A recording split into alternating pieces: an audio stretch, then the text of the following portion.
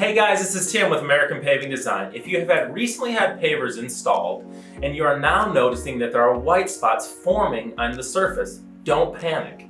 This is called efflorescence and it's completely natural. So before you rush to call your installation company, I urge you to continue listening. As an installer, we know it may not be appealing to see, but efflorescence is a natural occurrence and it does not change the integrity of your pavers. This whitish haze can appear on your pavers about a month after installation. Since all concrete products contain cement, once the cement starts to hydrate, it can produce a salt. This salt is known as calcium hydrate. When the calcium comes to the surface of the paver, it reacts with the air. You'll begin to see efflorescence form.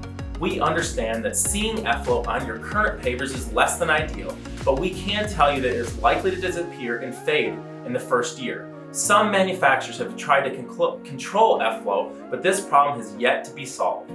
Therefore, most installers, ourselves included, use a commercial cleaner like SEK's efflorescence to help rid efflorescence faster.